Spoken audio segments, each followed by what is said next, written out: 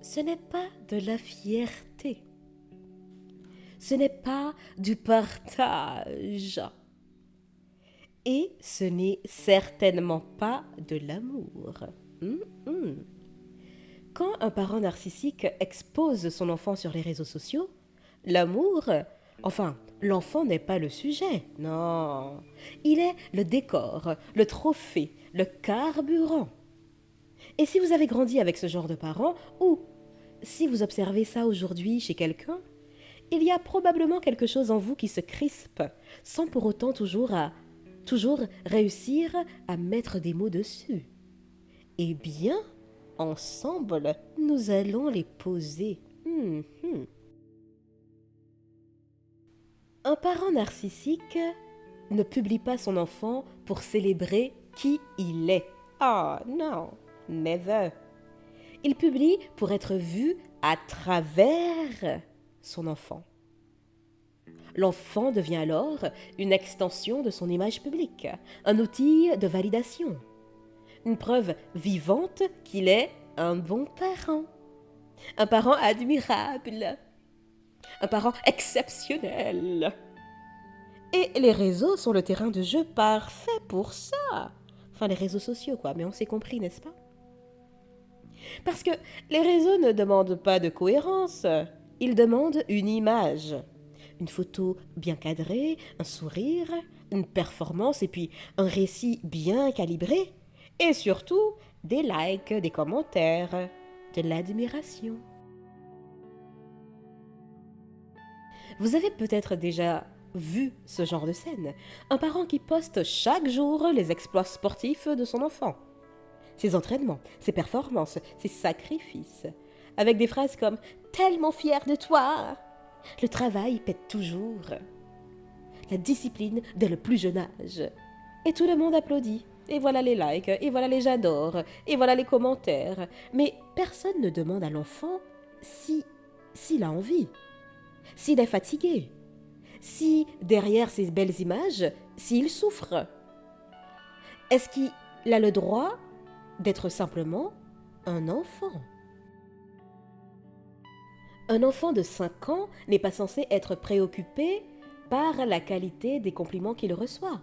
Enfin, par la quantité des compliments qu'il reçoit. Un enfant de 8 ans n'est pas censé se comparer à sa sœur en termes de reconnaissance. Un enfant de 9 ans n'est pas censé comprendre qu'il doit mériter l'amour par la performance. Et pourtant, dans les familles narcissiques, c'est exactement ce qui se passe. Et ce, très tôt. Et le message implicite est toujours le même. Tu vaux ce que tu montres. Tu vaux ce que tu rapportes, ce que tu fais paraître. Et sur les réseaux sociaux, oh, cette logique est amplifiée. Parce que l'enfant n'est plus évalué seulement par le parent. Il est évalué par une audience. Et ça, cher ami, le parent narcissique adore ça. Il adore lire « Oh, quelle famille incroyable ! Tes enfants sont extraordinaires. Tu dois être tellement fier. » Parce que dans sa tête, ces compliments ne vont pas à l'enfant. Ils vont à lui ou à elle. Et ce qui est glaçant, c'est que, bon, pardonnez les aboiements du chien, je ne sais pas si vous allez entendre, mais si vous les entendez, je m'en excuse, mais je vais poursuivre, je suis lancée, j'y vais.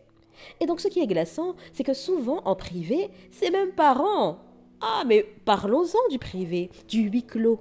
Ces mêmes parents ne félicitent jamais leurs enfants, ils ne les rassurent pas.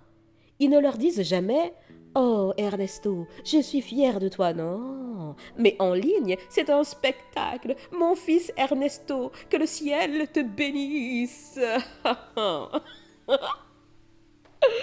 Aïe aïe aïe, mais c'est un show, une mise en scène.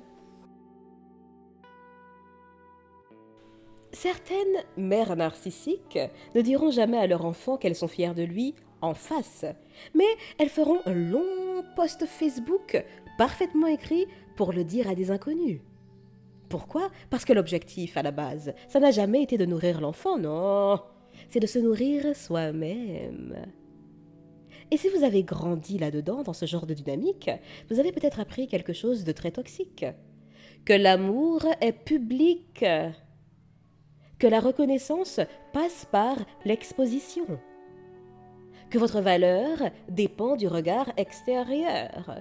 Cher ami, je sais que ça pique, hein? Mais nous devons poursuivre. Alors, poursuivons. Bien. Parlons maintenant d'un aspect encore plus dérangeant. Quoi? Plus dérangeant que ça? Oui. De toute façon, allez, un bon 99% de ces sujets sont assez dérangeants, hein? N'est-ce pas? Bien. Nous allons parler de l'exposition du corps des enfants. Photos en tenue de sport. Posture gracieuse. Performance physique. Mise en scène qui flirte parfois avec quelque chose de profondément malsain. Et quand quelqu'un ose le dire, on lui répond sèchement « Oh, tu vois le mal partout !» C'est juste de la fierté.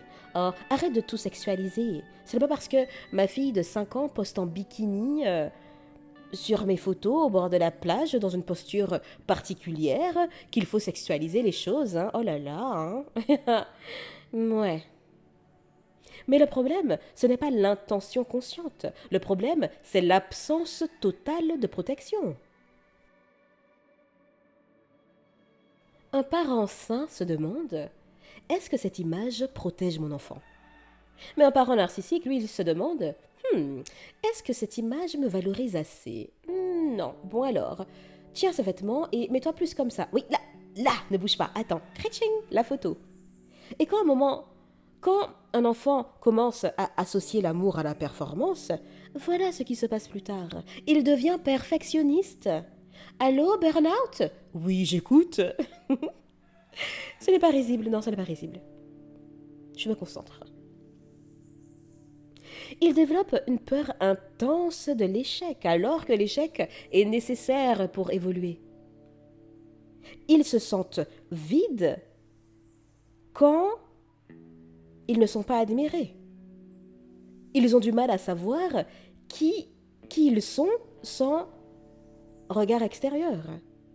Parce qu'ils n'ont jamais été aimés pour ce qu'ils sont, mais seulement pour ce qu'ils renvoyaient. Beaucoup d'enfants de parents narcissiques racontent la même chose. Chaque réussite était racontée comme si elle appartenait aux parents. Donc grâce à moi, tu as 3 petits points.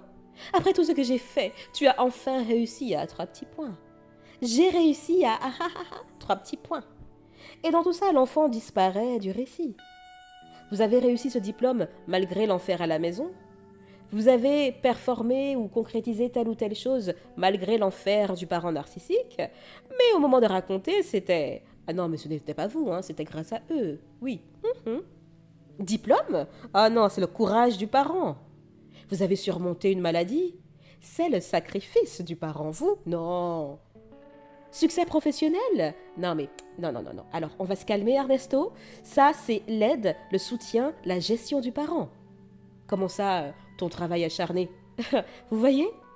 Et si l'enfant ose dire « Non, mais c'est mon parcours », alors là, il devient ingrat. Ah ouais ? Et le toit qu'on a mis sur ta tête, et l'eau qu'on t'a donnée à boire quand tu avais soif. Et vous voyez, les réseaux sociaux permettent ça à une grande échelle, puisqu'ils offrent aux narcissiques un public permanent pour réécrire l'histoire, et pour effacer une chose essentielle, la subjectivité de l'enfant. Parce que un enfant de parents narcissiques n'a pas le droit d'avoir une intimité. Non. Never. Pas le droit de dire non. Pas le droit de ne pas vouloir être vu. Sauf si ça arrange le parent narcissique. Son image ne lui appartient pas. Sa vie ne lui appartient pas. Son corps ne lui appartient pas.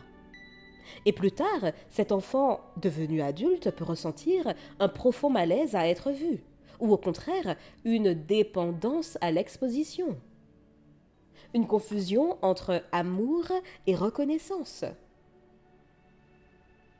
Une vérité Enfin, une difficulté à exister sans validation. Cher ami, validez-vous vous-même.